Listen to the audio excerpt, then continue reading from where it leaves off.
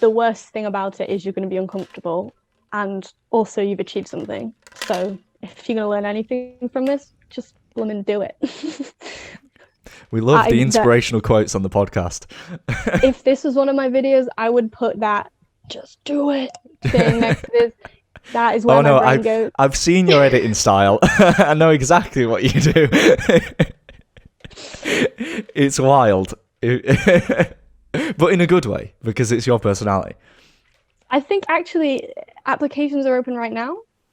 Right. Like December to January. So if anyone is wanting to apply to UniQ or in year 12, think they might fit the criteria, then now is the time to look into it.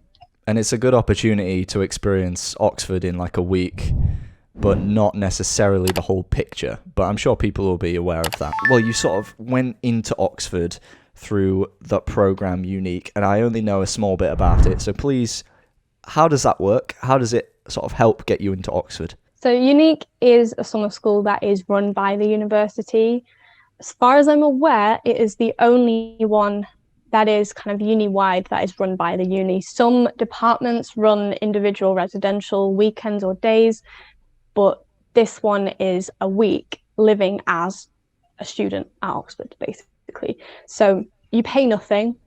Even your travel is covered. It is just for UK students, not international students. There are other summer schools for international students, but I don't know if they're free. And if you are an international student listening, I would recommend just finding another university, because all it is experiencing what you're going to experience when you get there. So the way it helps you is that it builds your confidence, makes you more aware of what you're getting into, just basically to test the water and to build encouragement, almost like that self-belief. You've done it for a week, you've got into the summer school, you've sort of experienced a little bit. It's just a taste.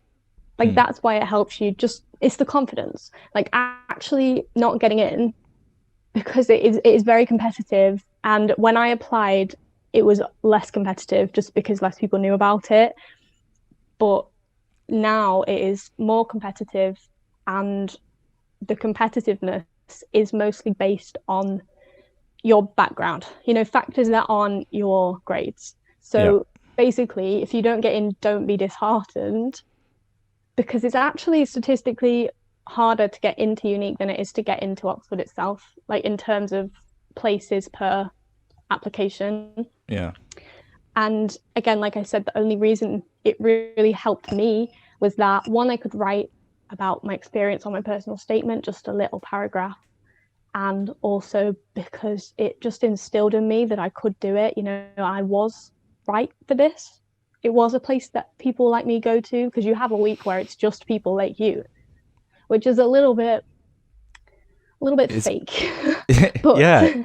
Is it a bit of a shock when you go from that sort of week of it's all people like you to then actually studying there, and then you realize perhaps that it's not as much like that when you're there?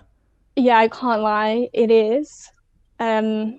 Personality wise, I'm quite like, I'll just do it, and if it's terrifying, I'll just do it and be terrified. Whereas I think you have to as well, like you need to just do stuff. You do get like lectures off the actual tutors and off PhD students. You get a mock tutorial, which is about as close to an interview as well as you can probably get, especially from like schools like mine, which were a bit clueless on that subject. Well, a lot clueless on that subject. So it's definitely worth it, especially because you don't pay anything. So because of your sort of school, your sixth form or your college or wherever you were at, did the program help more in terms of the interview to get into Oxford, or did the sixth form or the college have a clue about what you needed to do in prep? Would you recommend on that basis that people do it? And we'll talk a bit about the interview as well if you want. Yeah, I would recommend it. I was the first person from my sixth form to go to Oxbridge. We were only the second year the sixth form was running, but like in the actual school's history, there was, I think, maximum one a year, and they didn't go to the sixth form because there wasn't a sixth form. Like some of them went off to private schools in between, for example. So not that there's anything wrong with private schools, they're just better equipped at teaching you how to be confident in yourself, is what because I taught in a private school before I was furloughed, and the main thing I could see was the difference in the amount of confidence instilled in the students. And UniQ for me was a massive builder of confidence, just because I proved to myself that I could do it. I was really lucky, actually, when I was applying, that my school contacted the local private school and they allowed me to go to this, it was like a lunchtime debate club. I'd never even experienced a debate club in my life before this. And they just talked about topics to do with archaeology. It was like mad, so niche. Yeah. It was classics and biology together, but it was perfect. It meant that I had a bit of confidence around people I'd never met, and that helped. And I was told that every private school has like a budget to help people from local state schools, because they are largely charity status, as in private schools are charity status.